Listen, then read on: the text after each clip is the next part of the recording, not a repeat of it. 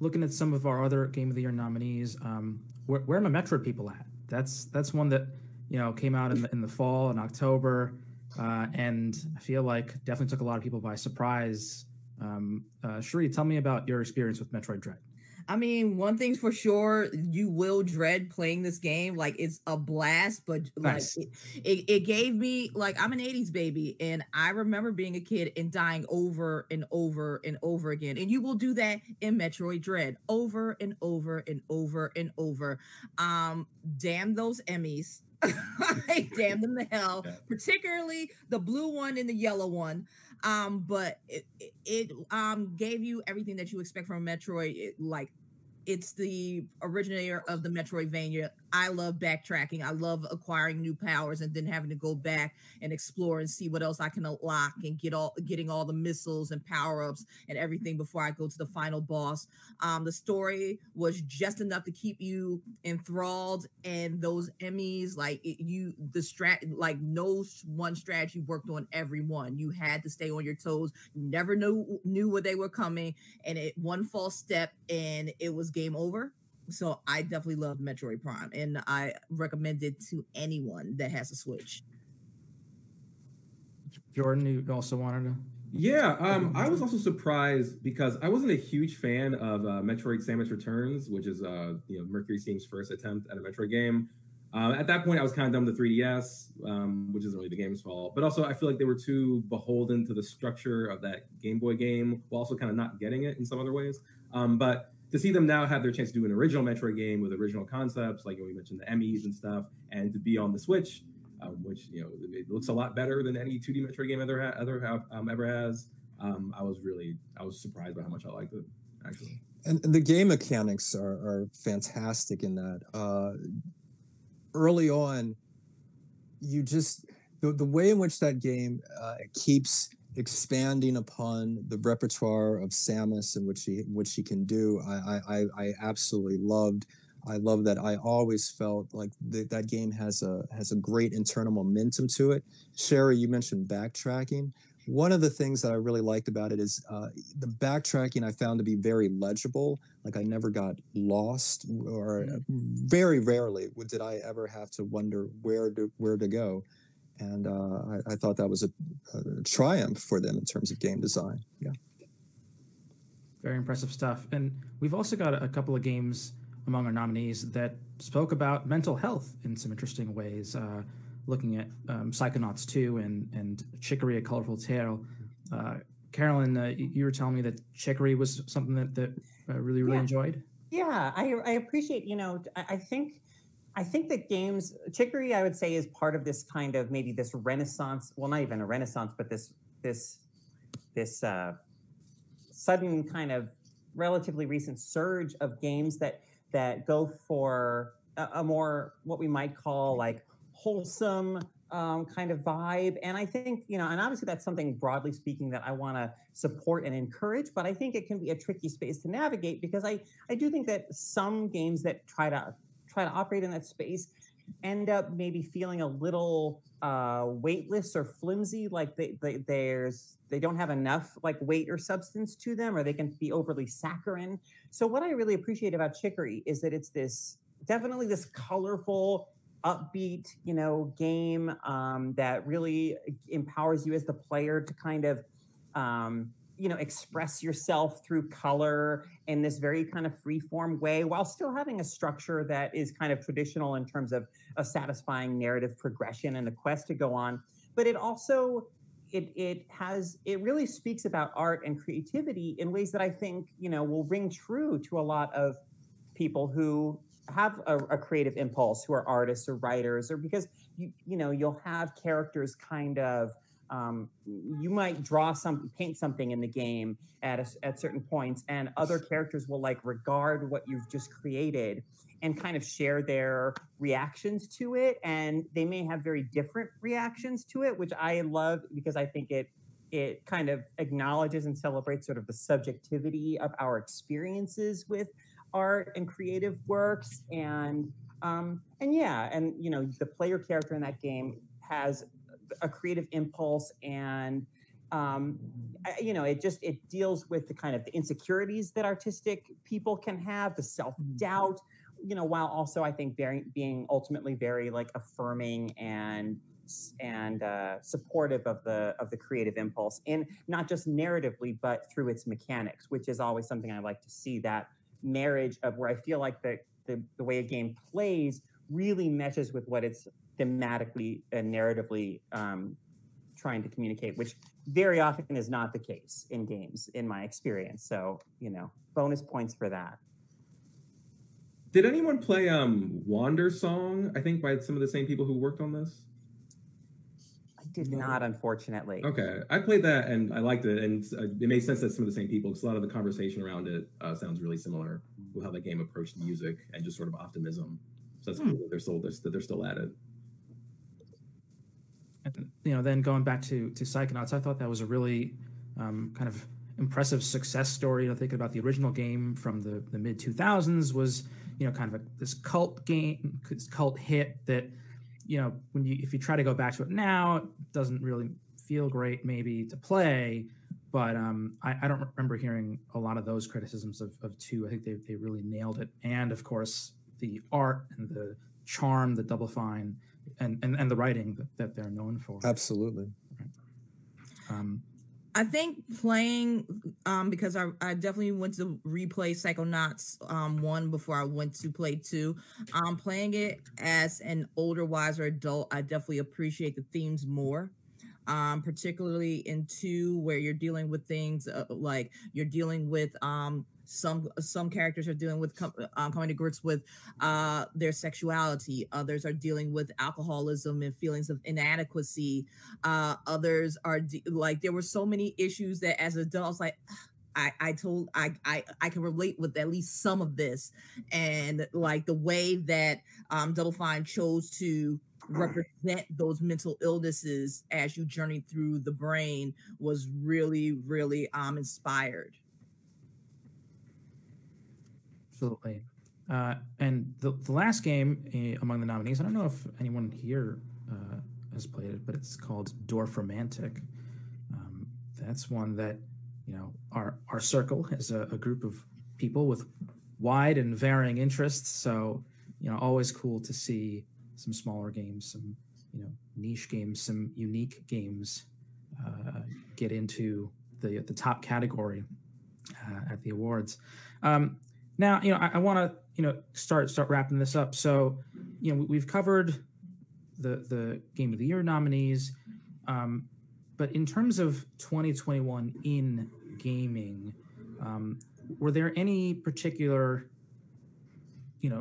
trends that you could identify, or, just kind of just think about your impressions of the year, what kind of quickly stuck out to you, and obviously now we've had some big developments in 2022, but thinking about last year, how things went with the games and what they say about the industry. Carolyn, I'll start with you. Wow, putting me on the spot here a little bit. I wasn't prepared for this question, but it's a good one.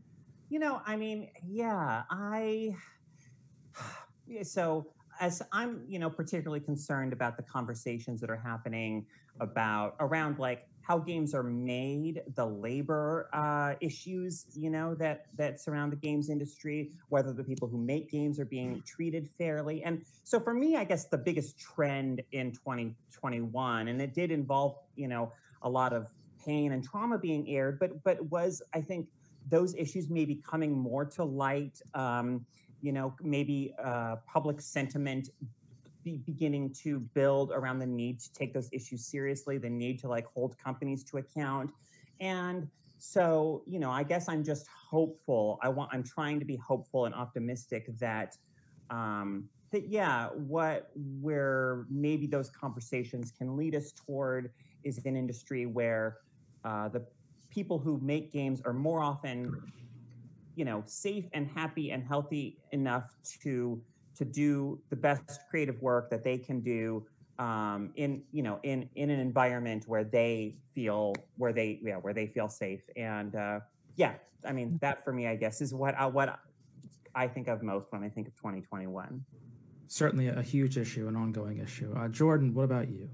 I'll keep it short. NFTs are worthless and bad and don't belong in video games or anywhere and should go away.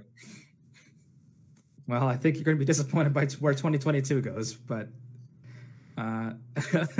Christopher, anything in particular for you about the year in games? Well, I mean, I was heartened by, I mean, you mentioned Sable before, but also by Genesis Noir. I'm always, I always look for what is new, what is different.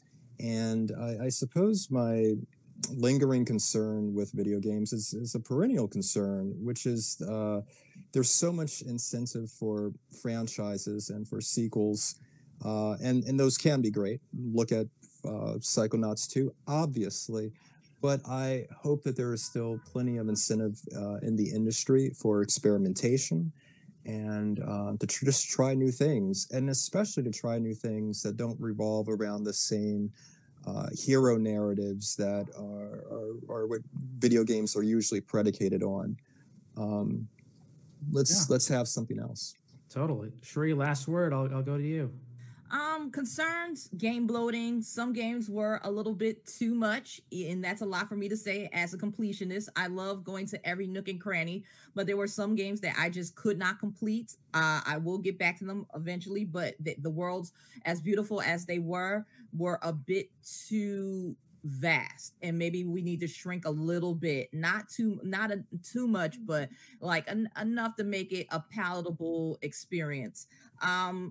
I was actually surprised by Marvel's Guardians of the Galaxy, especially after Avengers and how bad that was received the year before. So I did not think that they would make as good a game as they did. It surprised me on how it looked. It surprised me on gameplay, and it absolutely blew me away when it came to story. So if we can get more of that for 2022, I think we will be well off as gamers and critics. All right. Well, Sheree, that's awesome. An awesome note to end on. I also loved Guardians of the Galaxy, and it was a favorite among a lot of folks. But I think that's where we'll have to put a bow on things. Thank you to our esteemed panel for joining us: Christopher Bird from the Washington Post, Carolyn Pettit from Kotaku, Sheree Smith from Laptop Mag, and Jordan Miner from PC Mag. And I'm Smith Sarkar from Polygon. We're going to now throw to Jeff Keighley, some very special people, our interns at the Critics Circle. Thanks for watching.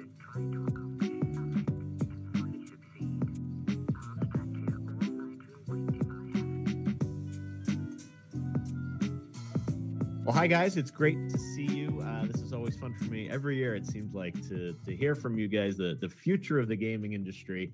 And all the students that have been learning about games through the DreamYard program and the TAP school we're going to get into and everything. But first of all, Ronald, I want to talk to you because you got to be an intern. You are an intern at Rockstar Games. Is that right? Yeah, got to be. It was earlier last year in 2021, around the March month. It was really fun to get in touch with Rockstar Games, see how the inner workings go about. That's amazing. Yeah, because Rockstar put together this internship for a student, and you got to be the student. Dream for anyone, I think, to get to be a part of Rockstar or learn from that. And tell me, what was the experience like for you? What did you learn about? I'm sure you can't talk about the specific games, but what did you learn about the experience of what it's like to make a game and work in a video game company? It was definitely enlightening. When you see game companies out there, you see, all the things they do, all the stuff they put together for like newsletters and stuff. That's the main thing I had a firsthand look at is the newsletter for online modes like Red Dead Online and GTA Online. I got to see the stuff that goes into that. And what Rockstar actually does is very interesting. They pay a lot of attention to what the fans are saying about the online modes and what's happening in them. And they try to make new events or try to formulate new ideas around what fans are talking about. They go to social media like Twitter and Facebook and all that stuff. They do deep dives and things like that, pulling just data on all the things that people talk about, all the races they like, all the cars they like to see, and things like that. It's very interesting, and it made me appreciate people that work in communications and things like that, because it helps you see a side of the company that you don't usually see, that the fact that most companies pay close attention to what their fans are actually saying, what they like, what they dislike, and things like that, so that they can, better help formulate things like with strictly online games like GTA or Red Dead Online. They can help make new events, put out new bounties in Red Dead, put out new items of clothing, new cars and all that stuff, new horses. And it's very very nice, very warming to see the fact that there is attention being paid to the fans of the online modes and things like that. That's awesome. So does this inspire you even more to want to get a job and stay in the gaming industry?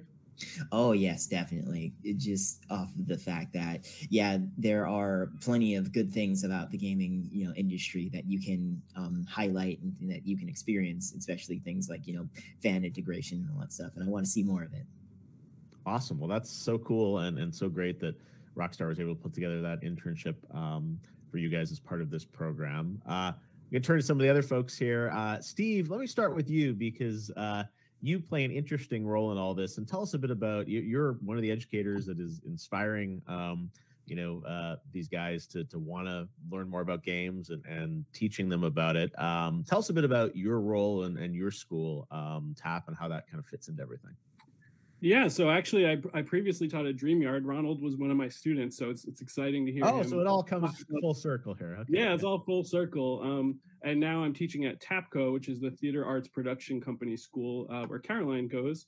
And at both of the schools, my role has been to be a facilitator for the New York Video Game Critics Circle Scholarship Program. And so we meet weekly, and we kind of play off of the students' already natural interest in gaming to develop their writing skills. And at the end of the 10 or 12 week program, we select 3 winners who win scholarship money for college, which is amazing for our students. That's so great. And I'm sure there's lots of interest in gaming. Caroline, let's talk a bit about you. You're at TAP learning about theater, production, storytelling. Have you always been interested in video games, or is this something new? Well, ever since a very young age, I was kind of exposed to the concept of gaming, but it was up until recently where the pandemic and everything, and people don't really have much to do. So you just kind of get more into it and kind of explore the realm of possibility when it comes to gaming. Yeah, well, there's so many possibilities out there. Tell us a bit about how gaming has been part of the curriculum in your classes. Well, I feel like gaming personally, it's a lot of hands-on activity. So me personally, I love to learn, especially when it comes to with games. Like me growing up, I learned math with ABC Y'all and cool math games. And that just made learning 10 times more fun. And it made it, I guess, more worthwhile because I was having fun while still educating myself on different topics. Yeah, I know you guys have studied some video games, and I heard that you even studied some scenes in games and some great narrative games like The Last of Us Part 2, and you actually studied some of those games. Tell us a bit about that. It was definitely crazy to see.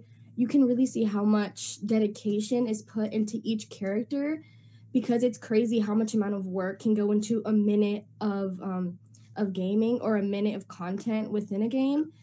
And I guess I'm really grateful to be able to be a part of like a program like this, where I'm able to kind of see that take place, or even meet people who have underwent that process and where other people have been able to witness that. Yeah, it is, as you said, very similar to theater, right? That these actors are on a stage and they're being performance captured. And obviously there are lots of amazing stories. And I've always believed that some of the best stories out there in games are from companies like Rockstar and like Naughty Dog that do amazing storytelling. Has this changed your sort of career trajectory, or how you're thinking about like what you want to do in sort of theater or production? Personally, I feel like gaming is really fun. I'm still really focused on what I want to do when it comes to career-wise. Yeah. Although I'm not sure. Like, you never know what the future holds. I don't know if I might want to pursue. What do you want to do career-wise? There are lots of people watching here. Tell us your dreams. I want to study, I don't know what it is, medicine, but I want to be a psychologist, or Yeah. Oh wow. Okay. Well, those are two noble professions, psychology and medicine. So I'm not going to hold you from those, but gaming obviously is, as you said, tons of fun, and it's so cool that you guys are exposed to these amazing games, these amazing companies at such a young age, which is really really awesome. Amani, let me talk a little bit to you about you're at the DreamYard program, I know, and big gamer, right? I hear you like to play a lot of Fortnite. Yes, I do. I play a lot of Fortnite, but sometimes I'm mostly on Apex Legends, and that's about it. That's awesome. Well, those are two very good games, games that have been nominated for awards in the past. What is the Video Game Critics Circle and their program and scholarships and everything at DreamYard? Like, how has that enhanced your opportunity to kind of be exposed to games or people in gaming? Can you maybe tell us a bit about some of the things that you guys have done? Well, we have done different writing, and I have took a couple of his classes and exposed me to new other games and basically games I've never seen before. That's cool. Do you remember some of the ones or what you were writing about? What kind of games? Well, I think I can't remember because it was like so long ago. It was like 6 months ago. That's cool. Well, I'm sure you got to, but so you get to review some of the games. You'd write reviews of them or comments on them. Like, what's the kind of writing that you guys would do? We would just like each get a task to do. Like he would write about the graphics or the audio. I would write about like what's happening. Cool. It's a great creative writing exercise. When I started out as a kid, I was writing about games and talking about how you feel when you play them and what they look like and sound like. Do you hope to maybe do something in your career related to gaming? Yeah, I really just want to like start streaming more because I haven't got I haven't got the Twitch started yet. Okay. Well, that's the next step, I guess, right? Start doing streaming. That's what everyone does these days.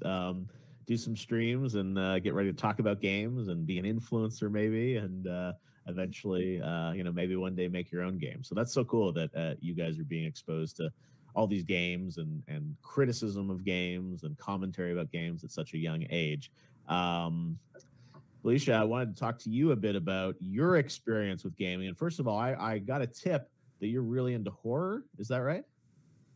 Yeah, I really love horror.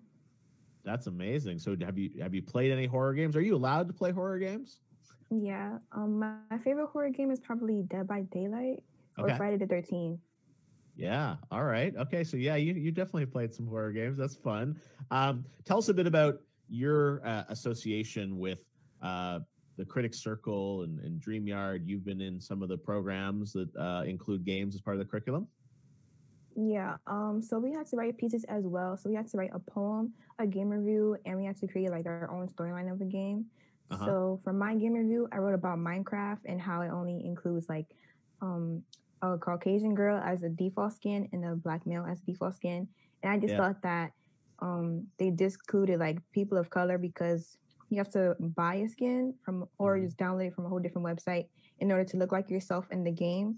And I didn't really like that, so I wrote about that. And for my poem, I took a real life experience because in Little Nightmares, I used that game for the poem. I basically compared it because 6 in the game, she betrays the boy. His name is Mono, and that happened to me because a friend betrayed me before. And in my my game, the storyline, I wrote about how a girl, she has to like save the world basically, but no one believes her, and they think that she's crazy because she's schizophrenic, and she was always in the mental hospital for having a bad reputation. So. Yeah, that's amazing. Little Nightmares is a beautiful game. Have you played Little Nightmares too? Yeah. Yeah, it's really cool what they've done. I mean, it's the Tarsier, what they've done with the look of that game, and especially if you like horror games, it's got certainly some kind of, I mean, not super horrific, but it's got that kind of spooky sort of feel to it as you play through it. So that's really cool. So you did a poem about that experience? Yeah. That's amazing. Well, that's very cool. And you also talked about studying scenes of games and kind of, even putting together your own kind of video game scenario, I guess. Is that what you guys do? It's like a creative writing exercise? Yeah. So it's like also what Imani said, like we look at games or play them and then we just write a review about it. So we do that too. Yeah. Well, I love that video games are part of your curriculum. That's one of the great things about this program is that, folks at your age get exposed to games. It sounds like you already have played some games and are fans of them, but to understand more about them and what goes into them, I think is so fantastic. And, the industry only keeps growing and there are so many new games and things like that always coming out. It's really pretty exciting. Did you guys have you had a favorite game that you've all played recently? I know tonight we're going to find out a lot of the winners and all the from the nominees, but do you guys have any favorites right now? I think my favorite is probably Rec Room. Yep. Because you get to play like a lot of games there too. That's a really fun one, you said, because you can do sort of almost anything in there, right? And have tons of fun together and gather. It's very social, right? Which is one of the other aspects of games that everyone loves is how social they are. That's cool. Anyone else? Ronald, I'm sure you love Rockstar games, but you love some other ones too? Rockstar games do have a special place in my heart, but as of recently, I've been actually delving into a lot of games. My favorite, I can't really boil it down, so my favorite series has been the Yakuza collection as of recently. Yeah. I'm really getting into the Yakuza. It's building up to Like a Dragon. I want to finish off the year with that, so yeah. Very, very cool. Caroline, I know we talked about Last of Us. Are there any other games that have piqued your interest over the past year? Honestly, I don't know. I've learned about a lot of new games, like Valicia, I think. Is that how you say your name?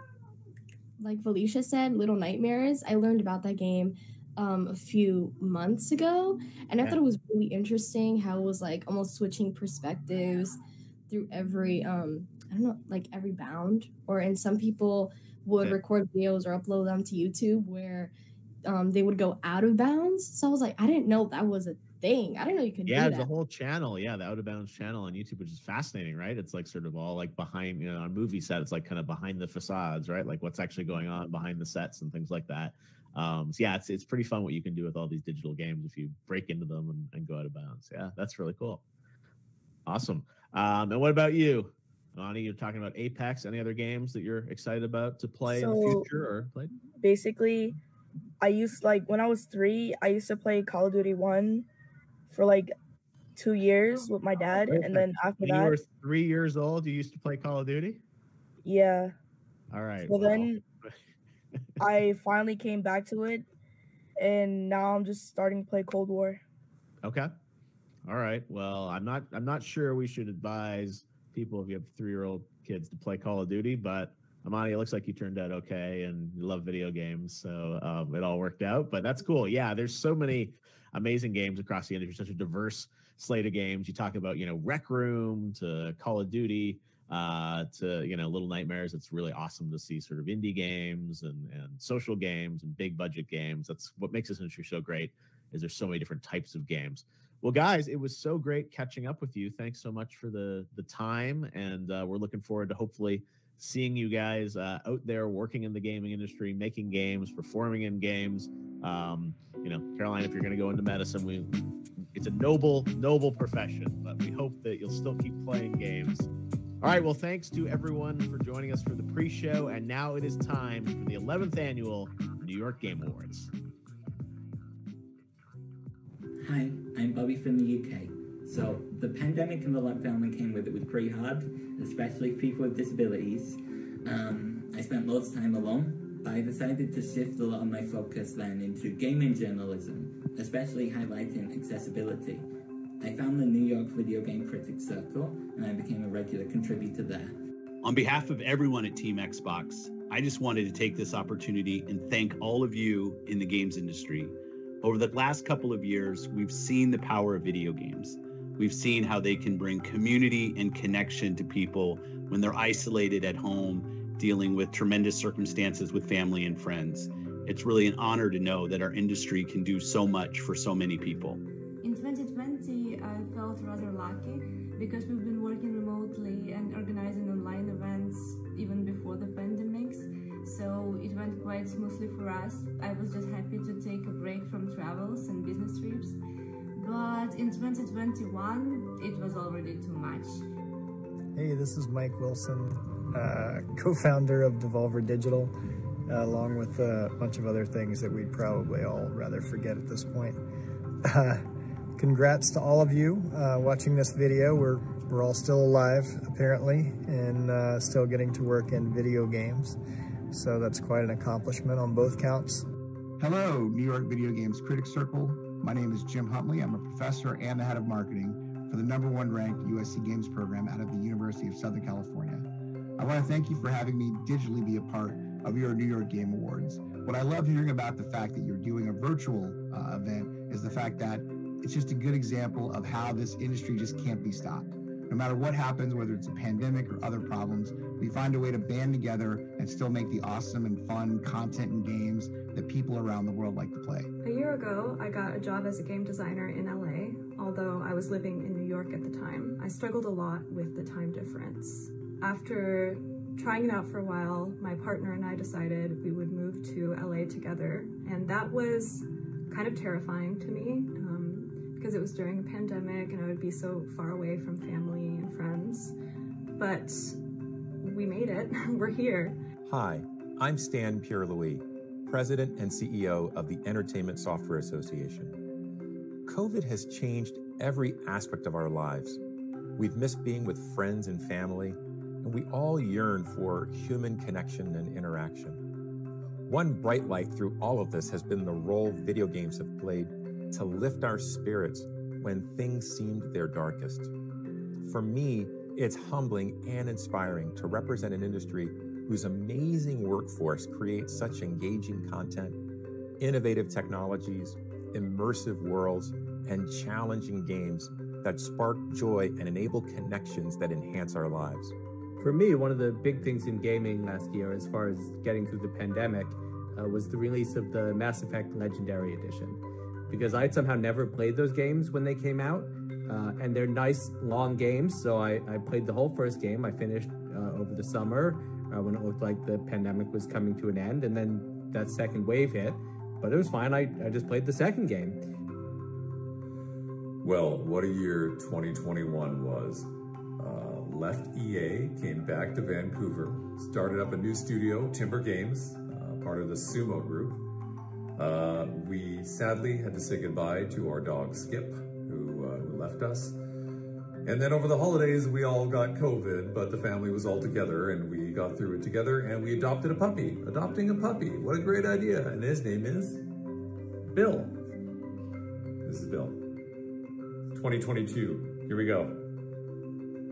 Isolation was pretty tough, but I made the most of it and used the circle as an outlet for my creativity.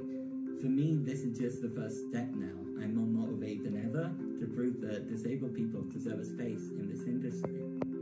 I realized that I miss travels, I miss offline events, I miss my industry friends, I miss hugging them, talking to them in person, shaking hands, and I hope to hug you also.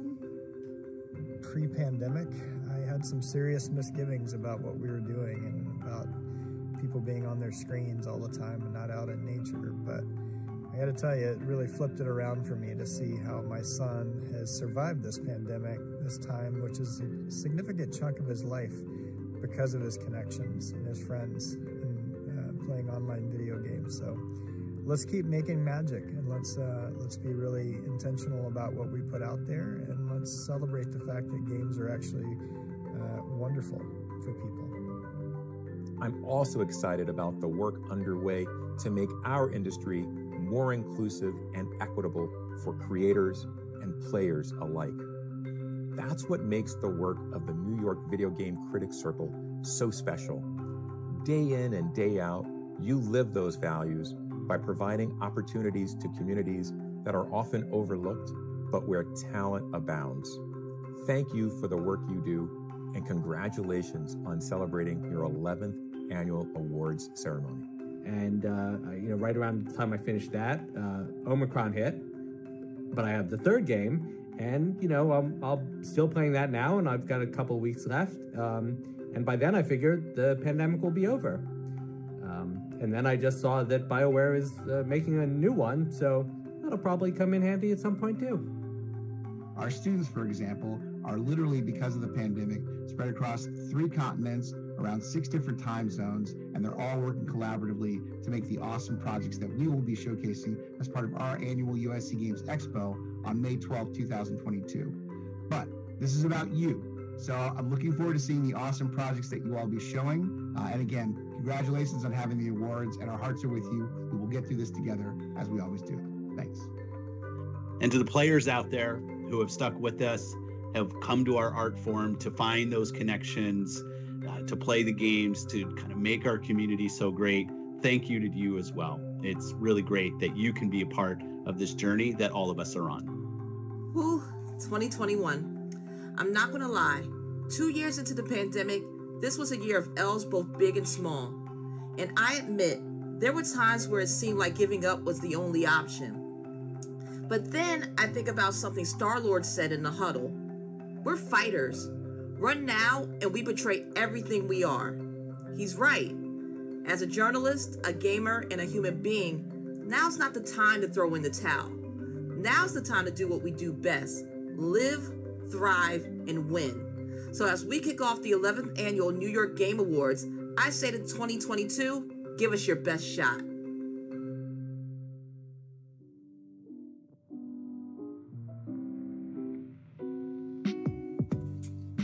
Wow, these are really touching, honest stories of humanity and triumph. It's not been easy, but game people, from players to students to devs to executives to our writers, are doing their best to make it through these extraordinary pandemic times. I'm Harold Goldberg, the founder and president of the New York Video Game Critics Circle. Welcome to the 11th New York Game Awards. And thank you, Jeff Keighley, for the great pre-show interviews. Folks, let me introduce my good friend and valued Critics Circle member, Reggie Fils-Aimé. Reggie was born in the historic Bronx and is, as you know, former president of Nintendo of America. He's co-hosting from his office in the wilds of Seattle. Thanks, Harold. You know, I'm always happy to help out, and I'm excited about tonight's big show. We have so many surprises in store for game fans. Reggie, you've been busy. In May, you'll have your first big nonfiction book debut. It's called Disrupting the Game from the Bronx to the Top of Nintendo, and we're all looking forward to it. You know, Harold, so am I. You know, I've been working on it for over 18 months. It's a business memoir, and that means it tells my personal story as a first-generation American. I write about my family from Haiti and living in some pretty tough conditions there as a kid in the Bronx. I write about making the most of my capability and opportunity to attend Cornell University, have a great 40-year business career culminating with my time at Nintendo, and finding ways now to invest my time to help people and organizations grow. And throughout the book, I give detailed advice that you can apply to your own situation, whether you're a student or an accomplished business person thinking about what's next. The book is going to come out in May, and so be on the lookout as we unveil the cover and more information about the book very soon. And I'm proud to join the ranks of authors like yourself, Harold. With all the writing and editing that I've done, now I know the hard work that writers go through. Well, congrats, Reggie. You're a bona fide author now. Here's to a best-selling book come May. Thanks, Harold. But tonight we're here for a different reason. The 11th New York Game Awards are awards that are chosen by our New York Video Game Critics Circle members. We'll give out 16 awards tonight, including our Legend Award and our first Educator Awards to 2 worthy recipients. We'll have some wonderful celebrities, some great music, and wonderful humor from The Daily Show. But we're also a nonprofit that gives back to the community in multiple important ways. And that's why I joined the board, to help the Circle give back. That's right, Reggie. And we've been working hard all year long to make things better for underserved students in the Bronx. You've helped advise the group and procure corporate donations. Some of us have mentored in schools and homeless residences. In particular, I've been busy setting up scholarships, paid internships, and exciting new classes in the Bronx, all using games and writing as the fulcrum. That's just great. And you'll hear much more about our efforts tonight. And we hope you'll take the time to donate to the cause. You'll find the link on screen throughout the night. It's really important to donate. Look, we're in deep. Like, directly next door to one of our schools is the apartment complex whose smoke and fire tragically killed so many a few weeks ago. It's important now more than ever that we reach out to the underserved communities you'll hear about all night tonight.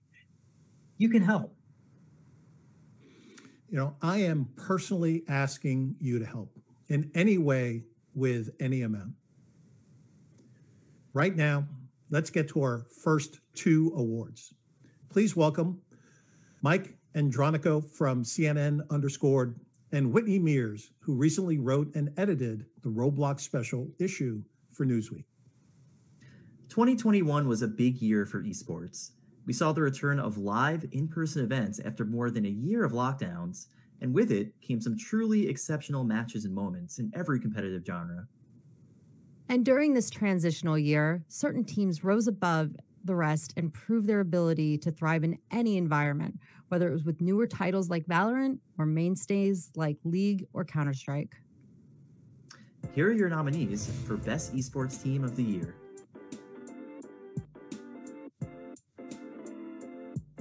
Nada Swinkere, aka Navi, Counter-Strike Global Offensive. Team Spirit, Dota 2. Edward Gaming, League of Legends. Atlanta FaZe Clan, Call of Duty League. And the winner is Navi for Counter-Strike Global Offensive. So we just wanted to congratulate Navi on their win. They unfortunately were not able to accept this award themselves, but they had a really incredible year. The absolute best CSGO team throughout the entire competitive season, winning PGL Major Stockholm, the Blast Premier, and like all the teams that we nominated, really did a great job transitioning to this very strange hybrid world of some in-person events coming back, some virtual events, and they remained among the best. So congratulations to them. Congrats to Navi. Competitive gaming is defined by its players, and 2021 had no shortage of standout performances. We saw veterans continue to dominate, new faces that broke out big, and competitors that proved they could be the best at more than one game. Here are your nominees for Best Esports Player of the Year.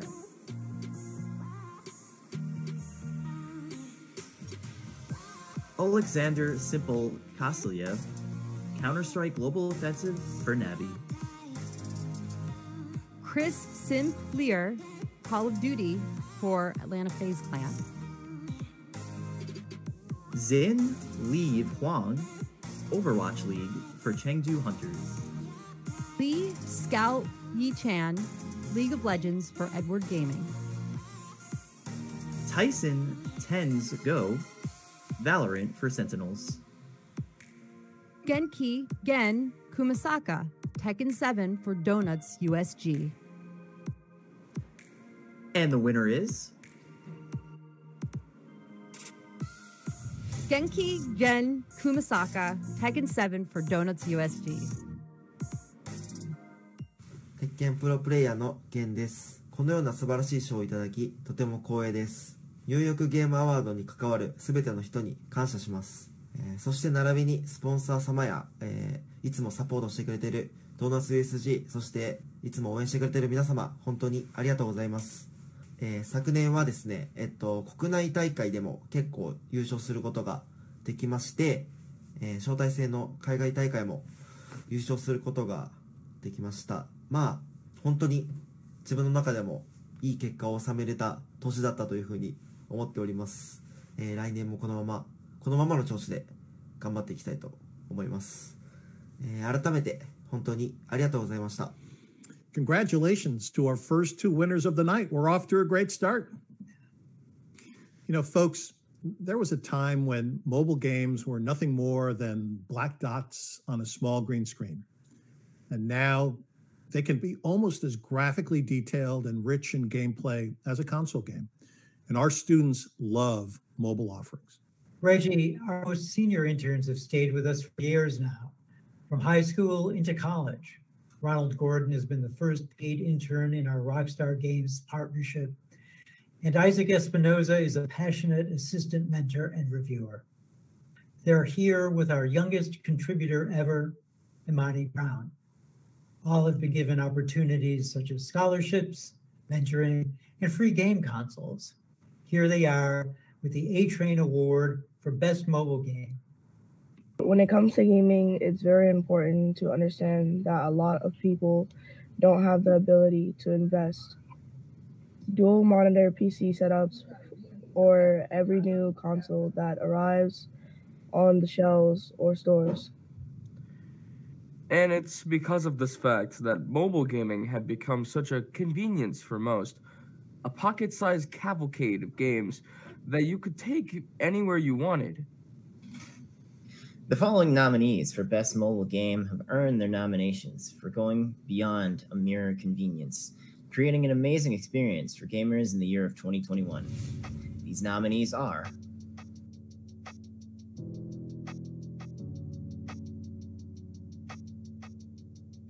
Zombie Rollers, Queen Rock Tour,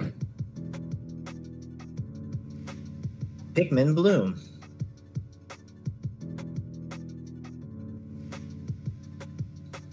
Crash on the Run, Marvel Future Revolution, Nier Reincarnation, Fantasian. and the winner of Best Mobile Game is Nier Reincarnation. 皆さんこんばんは。ニーヤシリーズのプロデューサーをしております斉藤です。本日はですね、ニーヤリンカネーションがニューヨークゲームアワードの A トレインアワード for ベストモバイルゲームを受賞したというニュースを聞き大変嬉しく思っております。はい、ニーヤリンカネーションはですね、2021年の7月にグローバル版の配信を開始しておりまして、現在ハーフアニバーサリーを迎えております。おかげさまでですね、配信から多くの方にプレイしていただき、感謝の気持ちでいっぱいです。ありがとうございます。またですね、2月にはですね、日本版がファーストアニバーサリーを迎えるということでですね、ニーヤリンカネーション全体で盛り上がっていけるようにですね、グローバル版も頑張っていく所存です。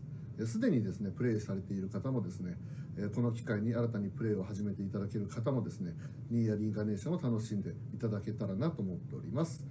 これからもですね、ニーヤリンカネーションをどうぞよろしくお願いいたします。Congratulations to our winner. Now, CNET's Dan Ackerman has been with the Circle since our first awards when the entire organization was in full experimentation mode. And so has CNET's Scott Stein, an excellent writer, a good friend who's worked for Sony Online Entertainment back in the day. So here are Dan and Scott with the Central Park Children's Zoo Award for Best Kids Game. If there's one thing we've learned from this pandemic, it's that kids like the video games, sometimes a healthy 6 or 7 hours a day. I've lost track of how many hours it's been, considering I've just been surrounded by them nonstop for the past 2 years. I'm looking forward to seeing adults again. Fortunately, there's one kids game that is better than all the others this year. That's the Kids Game Award, and the nominees are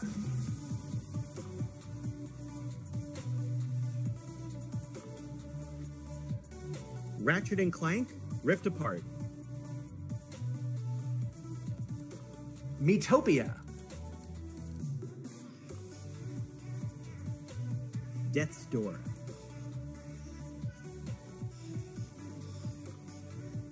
Chicory, A Colorful Tale, Kena, Bridge of Spirits, Super Mario 3D World, Bowser's Fury. And the winner is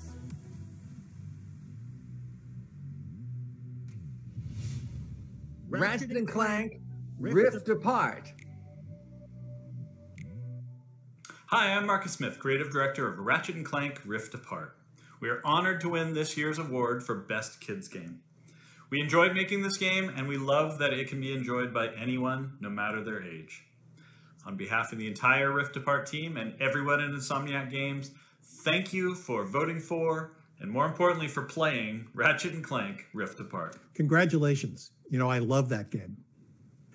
Next up, we have the Freedom Tower Award for Best Remake. Now, I've personally found a lot of excitement in playing remastered games like Resident Evil 2 and Legend of Zelda: Link's Awakening. The best remakes feel like new games altogether. Exactly, Reggie. Playing them on the new systems opens up a new world. It's full of the best of the past and the present. Now, presenting the Freedom Tower Award are two wonderful writers. Here's Sumit Sarkar from Polygon and Sarah Clemens from Unwinnable. Remakes are a solidly booming business in the video game industry. Who doesn't want to recapture the thrills of their youth in the glorious high definition of today's modern tech? In a lot of ways, 2021 felt like its own kind of remake. So it's fitting that some of the best games of the year were, too. From post-apocalyptic zombies to charming monsters to classic platforming to diplomatic or renegade dialogue trees, this year's remakes offer plenty of opportunity to relive our favorite gaming memories while making some new ones along the way. Our 6 nominees are tried and tested fun. They offer both a familiar comfort and a new optimized way to experience their classic stories. A perfect entry point for newbies and an opportunity for old-timers to indulge in a little hard-won nostalgia. The nominees for the Freedom Tower Award for Best Remake are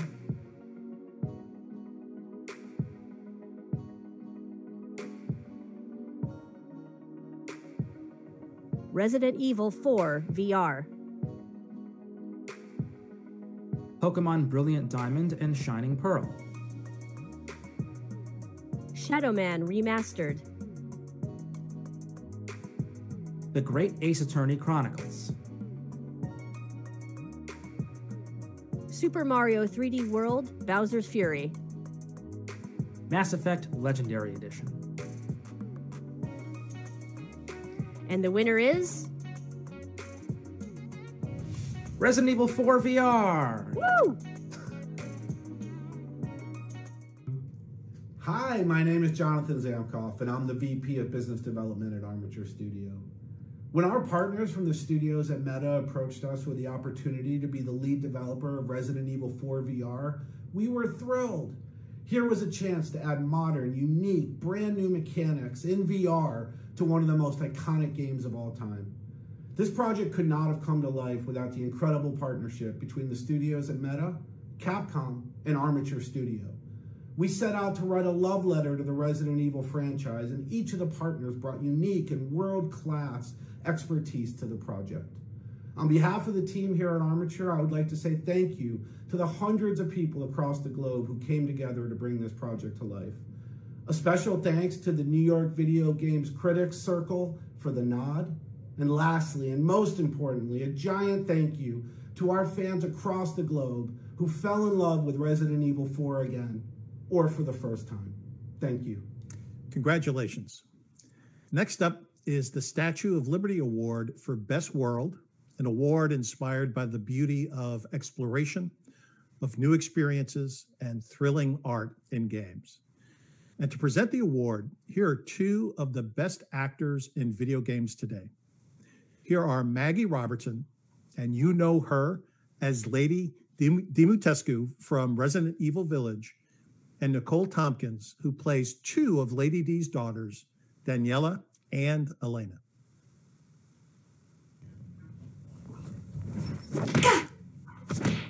I really hope that worked. Yay! Hello, everyone, and welcome to the 11th Annual New York Game Awards. I don't know about you, Nick, but I am so excited to be here.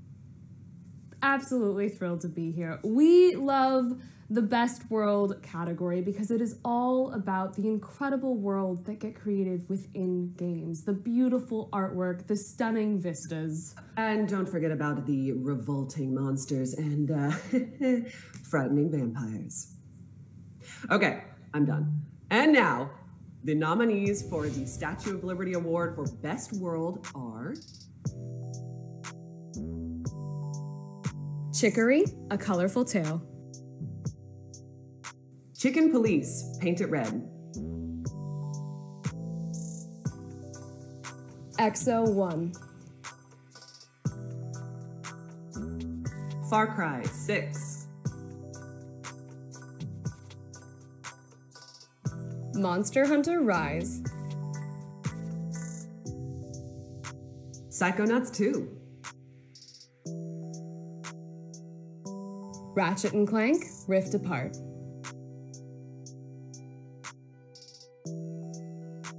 Resident Evil Village.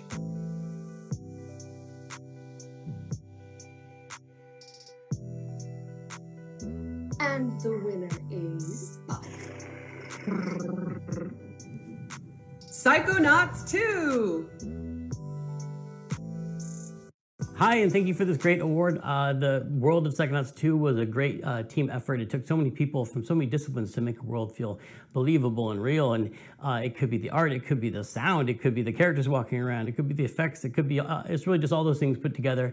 I do want to especially name our art director, Lisette Teacher Montgomery, and our lead environment artist, Jeffrey Solis, and our lead designer, Seth Marinello, for imagining and reimagining these spaces so much to really make a world that felt inviting and a world that players would want to come to and come back to over and over again.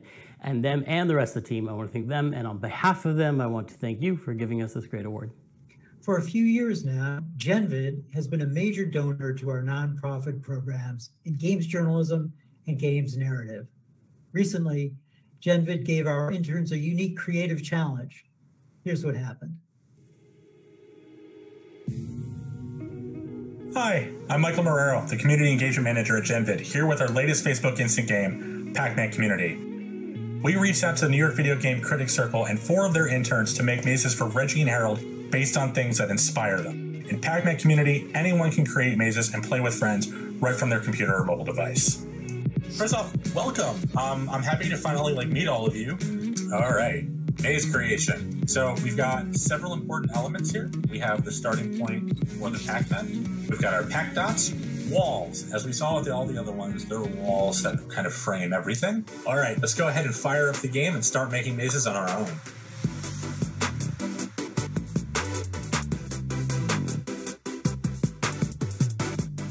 See, I've messed around a little bit. Yeah, are doing pretty well. Close.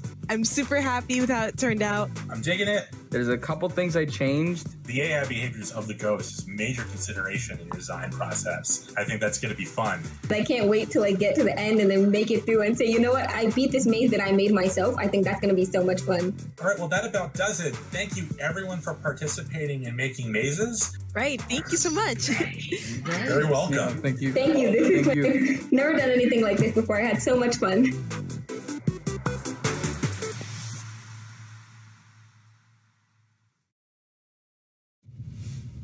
Harold, when their work was finished, we got a chance to check out our interns' Pac-Man community creations, and we'll have our reactions for you later in the show.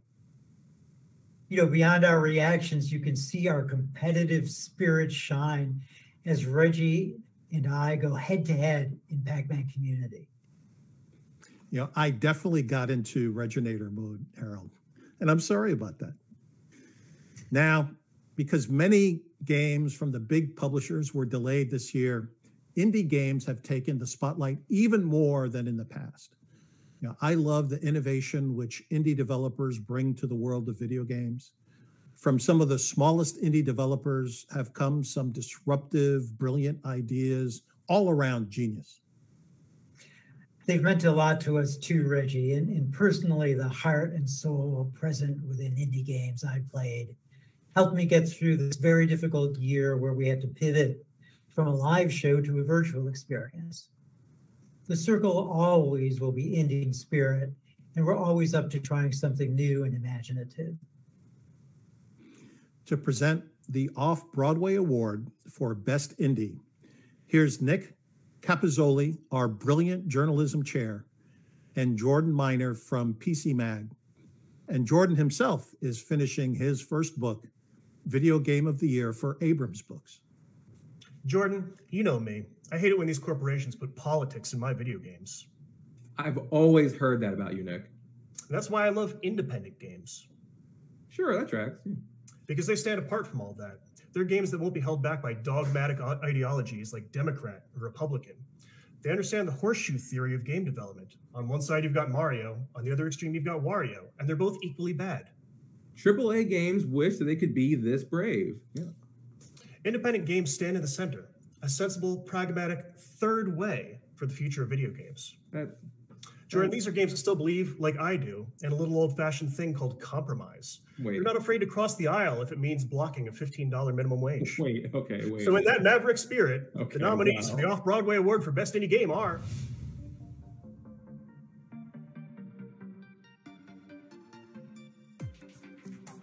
Death's Door, Little Nightmares 2, Before I Forget,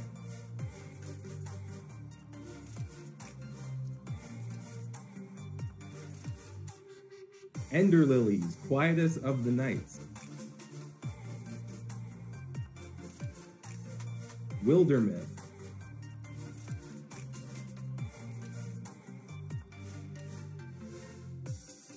Sable,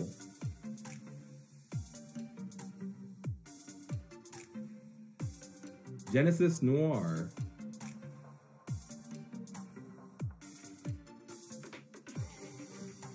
Chicory, A Colorful Tale, and the winner is Sable. Hi everyone, Greg and Dan from Shedworks here. Thanks so much for the award, and we want to thank the team that helped us make the game and Raw Fury, our publisher, for all of their support throughout development.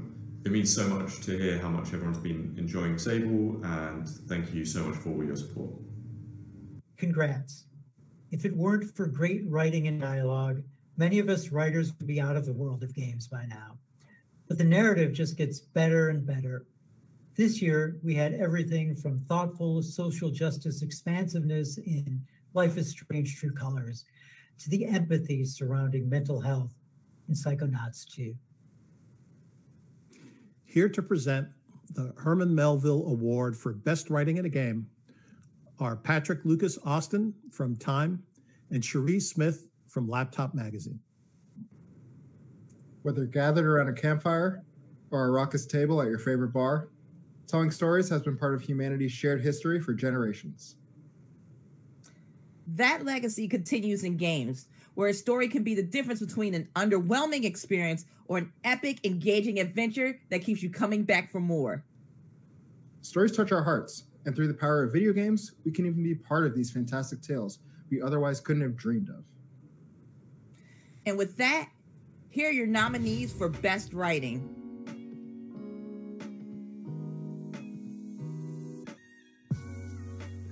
Strangeland, Marvel's Guardians of the Galaxy, Persona 5, Strikers,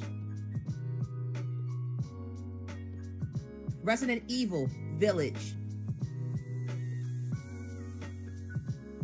Chicken Police, Paint It Red, Psychonauts 2, Life is Strange, True Colors. and the winner is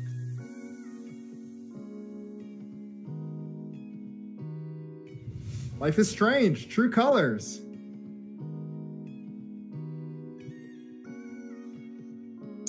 Hi, my name is Jonathan Zimmerman, and I'm honored to accept this award on behalf of the writing team for Life is Strange True Colors. Ryan Clements, Deandra Warwick, Mallory Littleton, and Felice Kwan.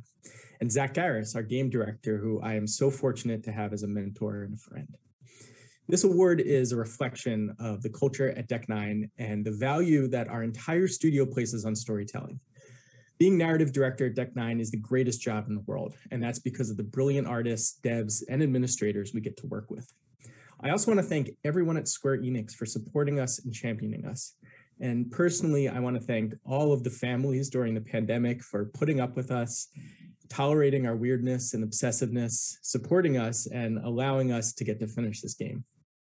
Most of all, I want to thank the fans, the Life is Strange community, who embraced us with Before the Storm and continue to motivate us to push boundaries and to tell better and bolder stories. This is the most inclusive and vibrant community in all of gaming, and it's such a thrill to be a part of it with you. Thank you, New York Game Awards. When I joined the New York Video Game Critics Circle board, I didn't know how fast the group would grow and expand creatively to help others. A nationwide writing competition, mentoring homeless students, a class about social justice, playwriting, and games. The Circle is always trying new and innovative methods so that underserved students can learn and grow. We want you to know that the Circle works with a number of partners, and here's Harold with shout outs to those whom we have helped and the good folks who are helping us. Thanks so much, Reggie, for your constant evangelism about the work we do. You're always there for us as an inspiration and always there for me as a friend when the complexities of running a nonprofit arise. You know, it's been my pleasure, Harold. Now, please take it away with the thank you segment. Folks, I've been so busy with our nonprofit work this year. I haven't written as many reviews as I should have. But giving young people the tools to express themselves with words and games and a possible pathway to success is super rewarding. I want to thank our nonprofit partners, BronxWorks, Gateway Housing, Tapco School in the Bronx, Bronx Start, and the Dream Yard Project. I want to thank our friends who are helping us to underwrite the expansion of our programs, the New York City Mayor's Office of Media and Entertainment, Microsoft, Rockstar Games, Amazon Games, and Genvid. All of you came through big time this year. Thanks also to Nintendo, MSK, Ubisoft, the awesome Mike Wilson, Devolver Digital, Bethesda Softworks, Square Enix, and Catherine and Jeffrey Soros for their kind help. Thanks also to Gearbox Software and Samsung Gaming Hub. Right now, only 2% of Black Americans are employed in the games industry. Think about that, 2%. It's changing, but it has to change far more quickly. Using the power of video games to help young people of color develop communication capabilities to get employment, that's always a worthy cause. And then there's the Circle. The brilliant Professor Helen Pfeffer has helped inspire students and carefully comment on their stories from day one. John Azzalona, Victor Calagianis, and George Jimenez work extra hours as our intrepid creative and tech team. Cherie Smith speaks to students, offers sage advice, and helps me mentor every time I ask her to. Mabel Chung gives selflessly when it comes to media relations, and when we need it most, production. Rob Smith was super helpful with logistics and fundraising in Los Angeles. Whitney Mears heads up our social media team and mentors with me as well. Just a few more thank yous. Devin Delaquante and Daniel Radosh from The Daily Show with Trevor Noah always come through with searing comedy. And Saturday Night Live guitarist Matty Rice comes back year after year to bring us superior playing and singing. And finally, our senior interns, Kamari, Rennis, and Ronald Gordon, shined as the very first interns inside Rockstar Games this year. Our Isaac Espinoza, one of the first students who took our classes, gets better and better as a writer and assistant mentor. And right around Christmas, we began teaching a groundbreaking experimental course at TAPCO, theater-oriented school in the Bronx. Steve Spera, the ardent educator there, has rounded up a smart group of students to write one-act plays based on games and the issues surrounding games. These plays will result in 3 scholarships for the best writers. So thanks to everyone, and there's much more to come. You know, and thank you, Harold, for the work you do as you spearhead these partnerships and projects. It is a huge role to spearhead the mentoring activity, to engage with the various locations where we do our good work, to partner with the outside organizations and corporations that help fund our work. You are tireless in your support of the community and your leadership of the New York Video Game Critics Circle. From all of us, thank you, Harold.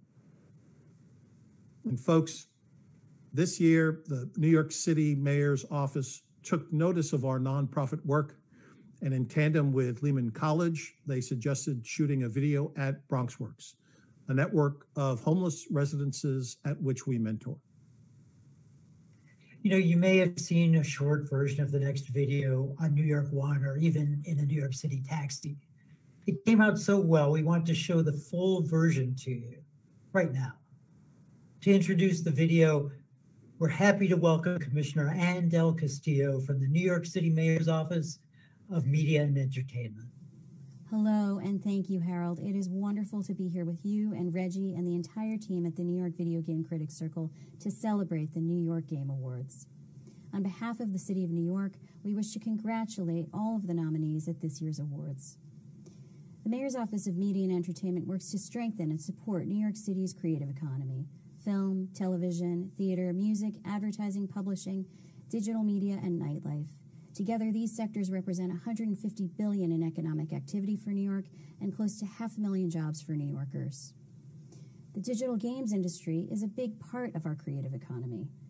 As someone who grew up on Pac-Man and spent many a Sunday afternoon at Chinatown Fair while my mom was grocery shopping when I was a kid, I can personally attest to New York City's long-standing history with the games industry. But for a more accurate assessment, last year we released the first ever economic impact report on the New York games industry, which showed that the industry supports nearly 8,000 jobs for New Yorkers, $762 million in wages, and $2 billion in economic output. And the industry is still just emerging. The number of jobs in the industry here has tripled since 2008. And so, the Mayor's Office of